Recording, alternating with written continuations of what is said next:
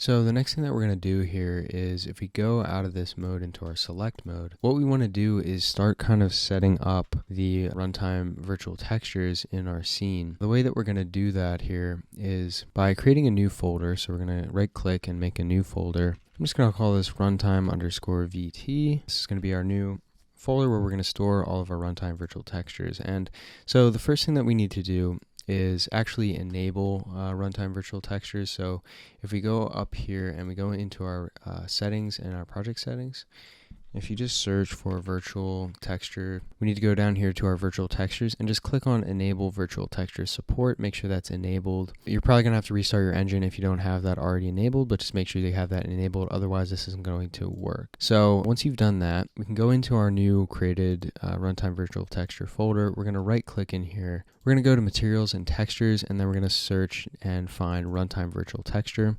So I'm going to call this asset RVT_height. We can double click on this, and right here we can set the size of our virtual texture in tiles, and that's just basically our resolution. So we're going to set this up to like 10. That's just going to increase our resolution a little bit, which will help us to maintain the details. And for this one, since we're using this for the height, and I'll explain a little bit more about this in a minute, but we're going to set this to world height right here, okay? And we can go ahead and click save. We can X out of that, and we're going to just click on this and hit Control W, and we're going to call this RVT_material. And we can double click on this, and we already have the tiling set properly to 10, but we want to change this to base color, normal, roughness, and specular.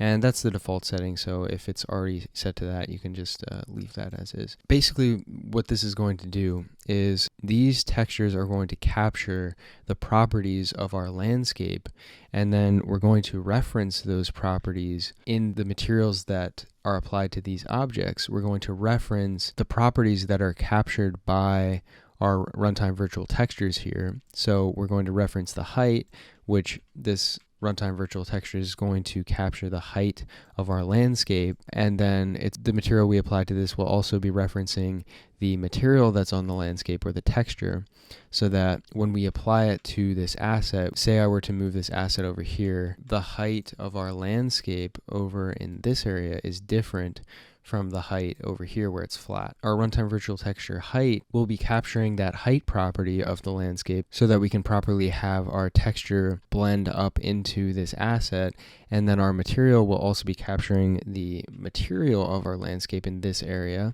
so that it will continuously and seamlessly blend up onto our asset. So, you know, this little snowdrift right here will continue nicely up, and so will this one and this one, and so on. So that's basically what we're going to be doing, and now I'm just going to get into the technical aspect of how we are going to achieve that. So what we're going to do here is we're going to go into our Place Actors tab, and we're going to search for Runtime Virtual Texture Volume, and we're just going to drag one out here into our scene. In order to enable runtime virtual textures in your scene, you need to specify the bounds which the runtime virtual texture is going to capture. So before we do that, actually, I'm just going to move this back a little bit.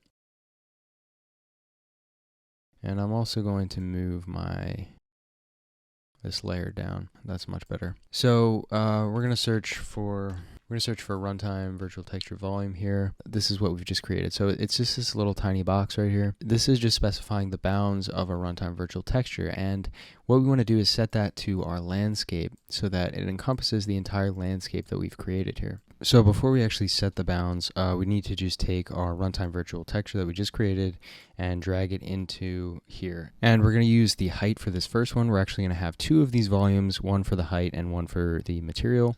And we're just going to click this little pick actor here, and that's going to automatically align the bounds with whatever actor you choose, and you're going to want to choose your landscape. So you click that and hit set bounds. The next thing that we want to do here is go in here, and we're going to make sure that we have our runtime virtual texture volume selected. We're just going to hit Control W. That's just going to duplicate your runtime virtual texture volume so that now you have two of them. And for this one, we're going to use our material. So since we already have our landscape selected as the bounds align actor, we don't have to do that again. We can just take our RVT material and just drag it in here. Now you can see that we have both runtime virtual texture volumes set up.